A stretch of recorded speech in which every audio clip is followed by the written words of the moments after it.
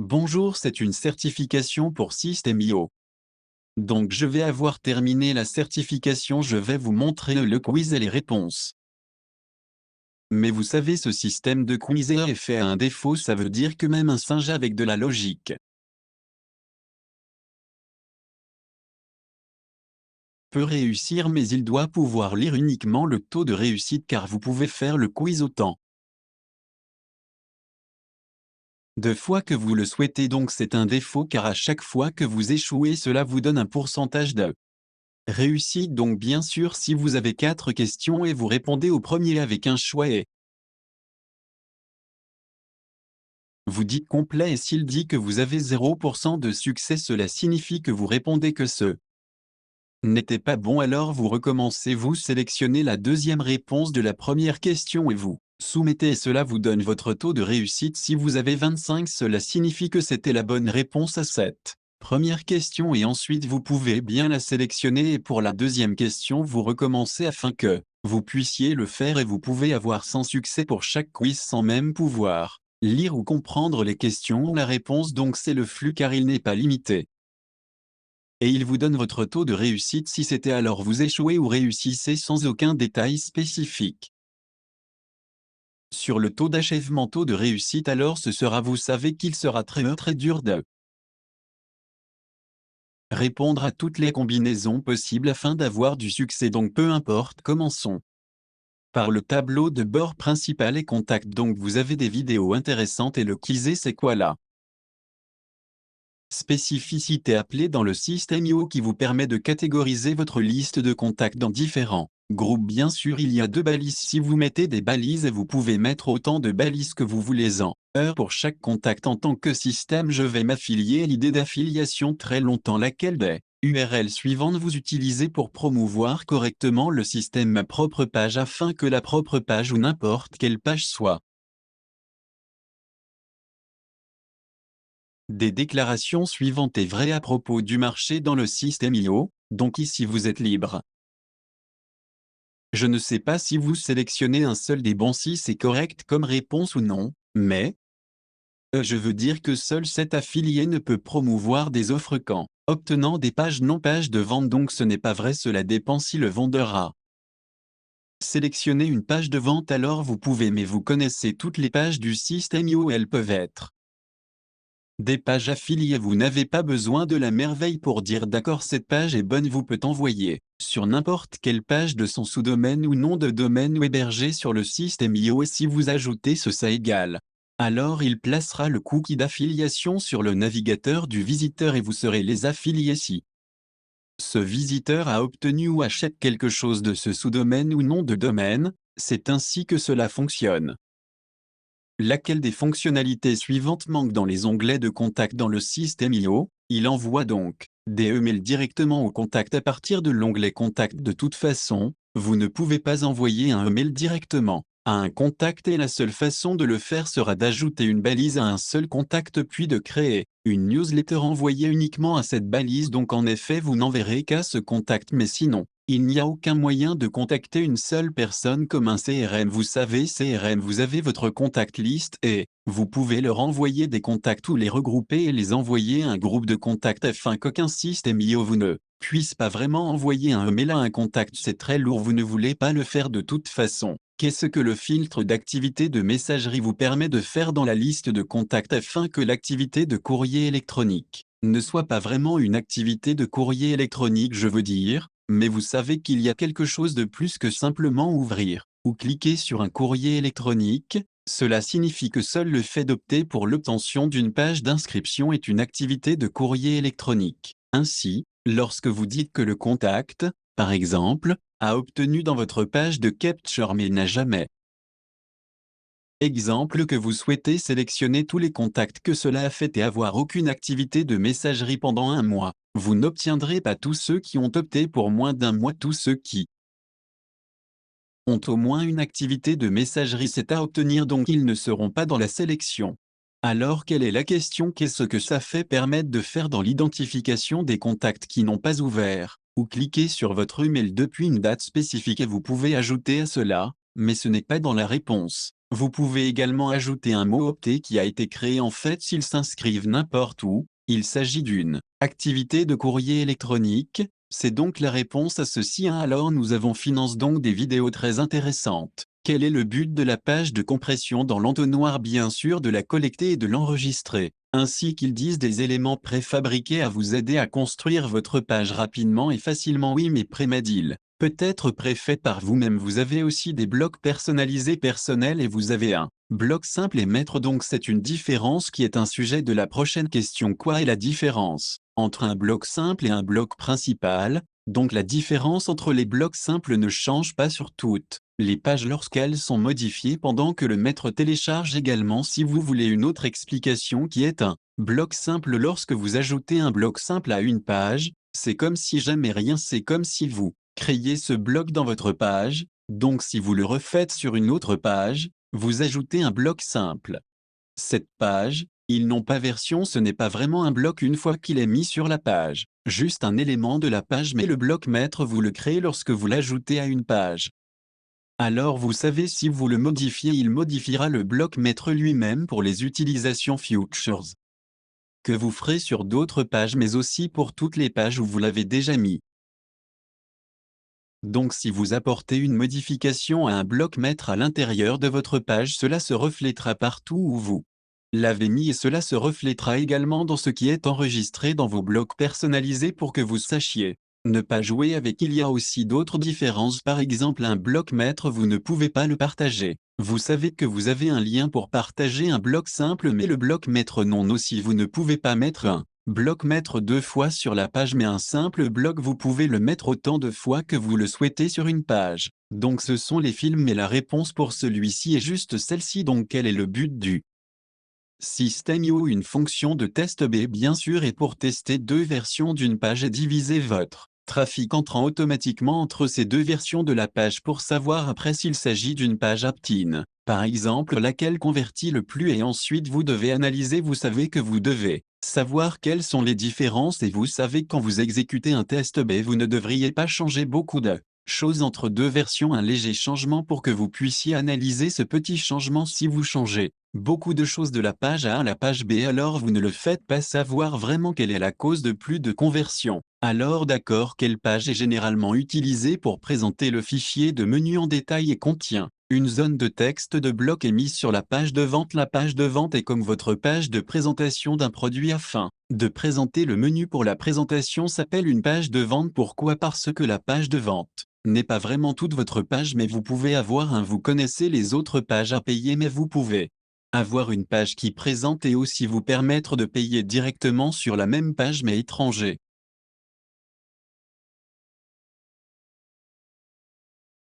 Quelle option de paiement dans le formulaire de commande permet au client d'effectuer un paiement récurrent indéfini? C'est un abonnement, donc de toute façon vous savez que c'est la réponse du plan de paiement n'est pas, et si vous en avez besoin c'est comme un paiement en versement gratuit 3 fois, donc c'est une spécification. Bien sûr, quel est le but d'utiliser les substituts disponibles dans l'éditeur de courrier électronique? C'est donc de fournir des informations personnalisées aux abonnés. Donc à ce sujet, à propos du substitut dans Gmail, j'ai demandé 3 fois maintenant, mais les 2 premières fois, ils ont été refusés, alors maintenant je le fais un 3e fois et c'est la dernière fois que je demande que le remplacement dans les emails puisse être au niveau du compte, car pour le moment, les substituts sont pour chaque contact. Par exemple, lorsque vous créez un champ personnalisé dans le contexte ou si vous utilisez leur nom et ville afin que vous puissiez réutiliser ces champs dans le mail, mais j'aimerais que dans d'autres logiciels, vous puissiez définir un champ personnalisé pour votre compte. Par exemple,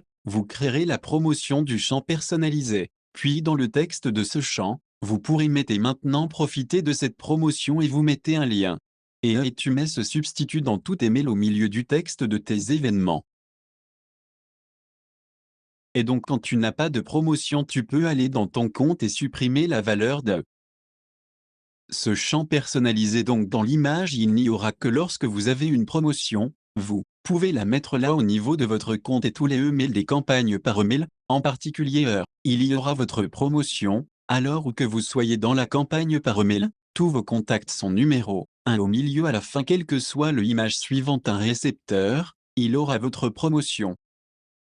Vous savez donc que c'est une bonne chose que tous vos utilisateurs utilisent par exemple un identifiant d'affilié pour ClickBank et vous pouvez donc créer une campagne par email sur des produits ClickBank singuliers, mais vous mettez le substitut de votre compte à l'intérieur pour que vous puissiez partager cette campagne avec d'autres personnes et tout ce qu'ils ont à faire et de créer également un champ personnalisé au niveau du compte et de mettre l'identifiant d'affiliation ClickBank afin qu'ils puissent utiliser la campagne sans avoir à modifier aucune image à l'intérieur afin que nous puissions voir ce qui se passe à propos de cela. La troisième fois est une zone de blog de charme donc les blogs quel est le but de l'éditeur de mise en page de blog. Dans le système IO donc c'est un cadre de cadrage du blog afin d'ajouter des éléments qui apparaissent sur toutes les pages du blogueur quel est le but de l'élément de liste d'articles de blog bien sûr il affiche le dernier article publié sur le blog c'est juste un élément que vous pouvez mettre sur une page et qui montrera les derniers articles de votre blog. Quel est le but des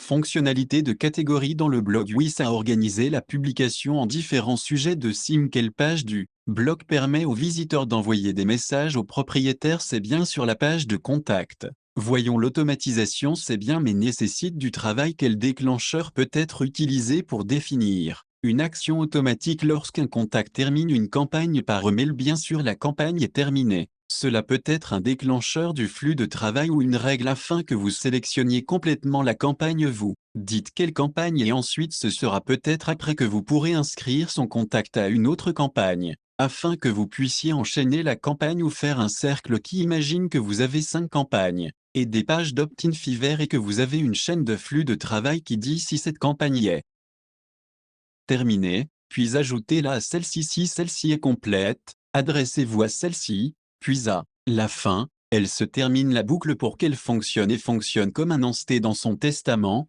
Vous pouvez le faire. Chaque fois qu'un contact arrive de l'une des pages d'obtention, il recevra la campagne, puis passera à 020 comme ça. Vous pouvez jouer avec, vous pouvez mettre une condition par exemple. À chaque fois je veux dire si vous voulez casser la boucle par exemple, vous devez savoir où la casser. Et ensuite il court dans le cercle la boucle que vous ne voulez peut-être pas pour l'ajouter à nouveau ce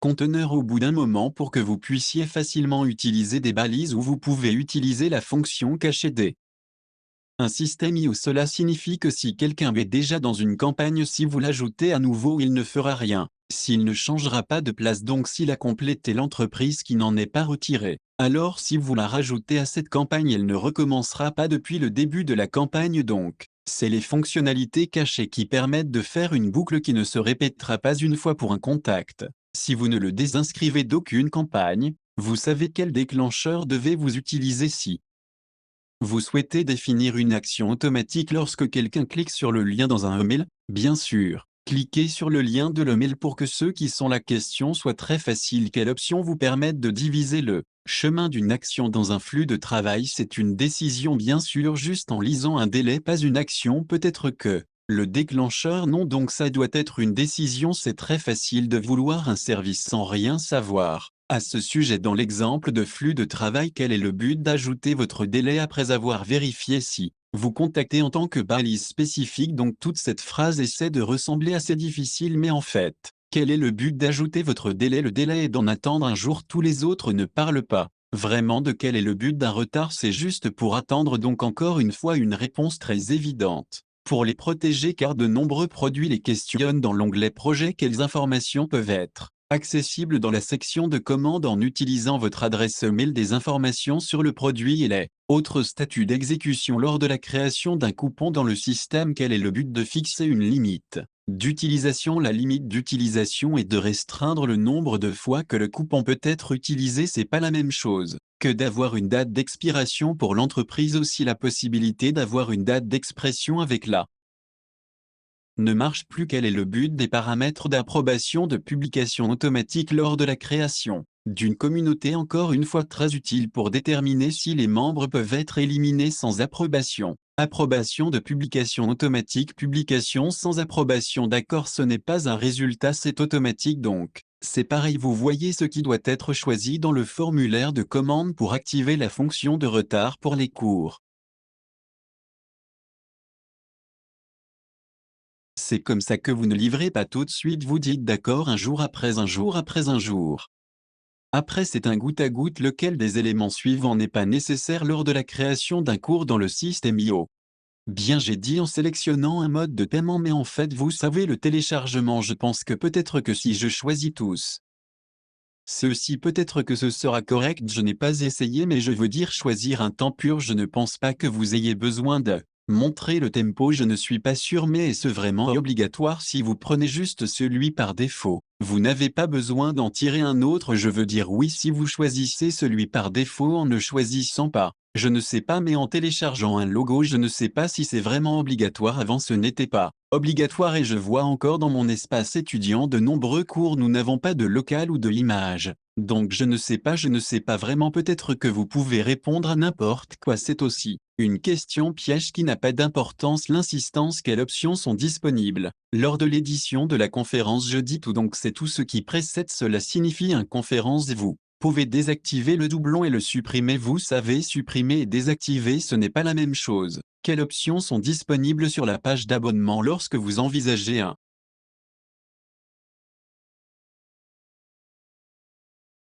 abonnement client alors oui c'est quand vous connaissez quelqu'un à la fin du paiement définitif donc. Il paiera vous pouvez choisir d'annuler maintenant ou d'annuler à la prochaine date de paiement. Afin qu'il ne supprime pas tout ce que le client a jusqu'au prochain paiement, mais il est certain qu'il n'y aura pas de prochaine date de paiement pour ce client, c'est donc l'option qui vous permet de voir les paiements effectués par vos clients via votre formulaire de commande finance. C'est une question piège parce que vous pourriez dire ou les abonnements non parce que l'abonnement est un paiement spécial est un abonnement mais vous avez aussi l'un des plans de paiement ou de paiement d'accord. Donc c'est les transactions la réponse à celui-ci sur la page d'abonnement, quelles sont les options de statut gratuites disponibles pour filtrer les abonnements, donc pour répondre, vous ne pouvez pas vraiment le deviner, vous devez regarder la vidéo je veux dire utiliser le système IO car vous pourriez faire des erreurs, ils signifient tous la même chose mais, dans cette console active et terminée pour les situations d'accord alors allons aux emails c'est bien. Nous aimons les emails quelles options vous permettent de prévisualiser à quoi ressemblera votre newsletter dans votre boîte de réception à vendre. L'envoyer à tous vos contacts c'est enregistrer et envoyer un test email mais il faut savoir un truc. Sur l'email test c'est qu'il ne remplace pas le substitut car souvent je vois parce que je fais un produit en français je vois des gens que j'ai essayé mais ça marche pas car ils utilisent l'email test donc. La valeur n'est pas remplacée et celle-ci est envoyée avec le substitut en clair dans le mail lorsque vous testez. Si vous voulez vraiment tester, vous devez utiliser une autre adresse mail et vous inscrire dans votre page de capture de prospect c'est laisser les choses ainsi bien sûr si vous voulez tester un email qui porte le numéro 30 dans la campagne email vous n'avez pas le choix vous ne pouvez pas attendre 30 jours pour le tester donc vous utilisez un email test mais vous devez savoir que cela ne fonctionnera pas pour le remplacer ce n'est pas grave. Quelles adresses mail sont autorisées à être utilisées comme adresse mail d'expéditeur? Donc ce n'est pas une question piège mais c'est à jour car il n'y a pas si longtemps, vous ne pouviez pas utiliser les adresses Gmail. Et maintenant donc non pas de Gmail, pas d'Outlook ou des choses comme ça mais maintenant ils ont réintroduit Gmail. Mais ils n'ont pas réintroduit les autres donc maintenant vous ne pouvez utiliser que des Gmail ou je veux dire une adresse mail avec votre propre nom de domaine, vous pourriez le faire pour moi signifie depuis le début d'un système IO mais pour Gmail c'était d'abord possible c'était aussi possible avec Yahoo avec tout puis ils ont arrêté Gmail et tous les autres Yahoo et les choses donc ce n'était possible qu'avec la messagerie professionnelle mais quand ils se sont lancés vraiment en anglais marché et ils ont tellement de gens qui se plaignent de ne pas pouvoir utiliser Gmail comme expéditeur alors ils disent d'accord nous allons mettre Gmail mais pas l'autre alors maintenant c'est la réponse à celle-ci comment pouvez vous ajouter des contacts à une campagne d'email dans System.io alors oui je pense que c'était en fait vous pouvez lire le CNCO car celui-ci par exemple ils disent que les contacts ne peuvent être ajoutés manuellement qu'en les sélectionnant dans la liste des contacts en fait c'est correct si ce n'était pas le cas récompensé. Seulement c'est le problème de cette réponse car vous pouvez le faire mais ce n'est pas le seul moyen ajouter un contact à une campagne de mail et toutes les fausses réponses gratuites, ils sont le seul monde à l'intérieur. Donc la réponse est que les contacts peuvent être ajoutés manuellement par en sélectionnant le groupe d'attaque dans la liste ou automatiquement via des règles d'automatisation ou un flux de travail, Mais ce n'est pas non plus les deux seules façons de les ajouter manuellement en sélectionnant le contact dans la liste de contacts et en les ajoutant à la campagne par email afin que vous sachiez que cette bonne réponse n'est pas complète, donc je veux dire que je vais échouer le système. Il n'était pas là pour ce quiz, mais si vous n'avez qu'un seul choix, bien sûr vous ne pouvez pas sélectionner la si est correct mais pas vraiment correct, ce n'est pas bien complet mais c'est le seul à choisir. Quelle est la principale différence entre la newsletter et les sociétés de messagerie? Donc pour celle-ci j'ai eu mal à la tête en lisant les choses, je veux dire la différence est très facile à comprendre. Les campagnes par email c'est une séquence, c'est un si tu connais un Weber c'est comme un annonce, c'est pas une diffusion, c'est l'autre je me souviens plus. Email séquenceur je me souviens plus du nom mais je veux dire la diffusion c'est une newsletter. Dans le système IO et les campagnes d'email je ne connais pas son nom et je ne me souviens pas dans un webinaire. Au drôle de nom mais on s'en fout, la campagne d'email c'est une séquence de femelles, c'est qu'un seul email. Donc c'est la différence, mais quand on lit ça c'est très difficile et c'est la réponse. Écoutez, cette newsletter est plus dispersée et ne suit pas nécessairement une séquence, tandis que les campagnes par email sont des ensembles coordonnés de mails individuels envoyés sur une période de temps spécifique avec une participation, vous savez, et celle-ci sonne la même chose et celle-ci, donc vous avez de faux abus et vide. Une mauvaise réponse comme la newsletter nécessite un éditeur visuel alors que la société de messagerie nécessite un éditeur classique. Bien sûr ce n'est pas celui-ci mais entre le premier et le dernier, ou même je veux dire celui-ci, mais de toute façon ne perdez plus de temps sur ce que je veux dire. Je pense que nous atteignons une demi-heure pour cette vidéo. Pourquoi ce système? Je surveillerai les statistiques de messagerie spécifiques de chaque compte. Donc encore une fois ici, vous pouvez répondre à plusieurs choses car pourquoi y a-t-il une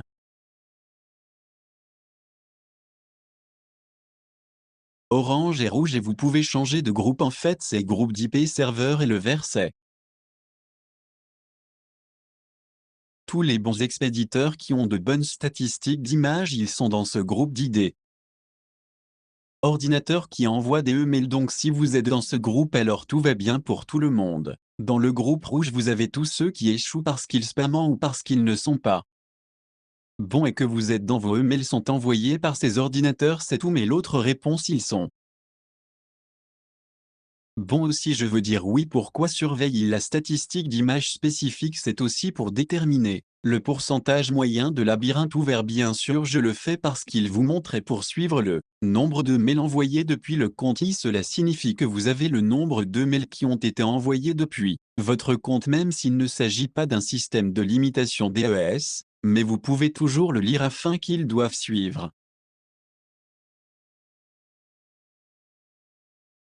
Vous pouvez vous ajouter vos informations personnelles comme le nom d'affichage, prénom, nom de famille, pays et ville. Dans le système IO, dans les paramètres de profil, quels paramètres vous permettent d'ajouter les codes de suivi comme le pixel Facebook ou la balise Google sur toutes vos pages d'entonnoir? C'est dans les paramètres de l'entonnoir de vente que vous ne pouvez pas écrire un code de suivi pour cela et pour d'autres choses si vous voulez que vous puissiez les utiliser. Il y a quelque chose pour toutes vos pages finales pour que vous n'ayez pas à les mettre dans chaque page finale. Quel est le but des paramètres du programme d'affiliation? C'est d'établir le pourcentage de commission et les conditions de paiement pour les programmes d'affiliation. Comment les membres de l'espace de travail peuvent-ils être invités à collaborer dans le système IO? En cliquant sur l'espace de travail, onglet paramètres des membres, en créant une invitation et en fournissant leurs adresses mail.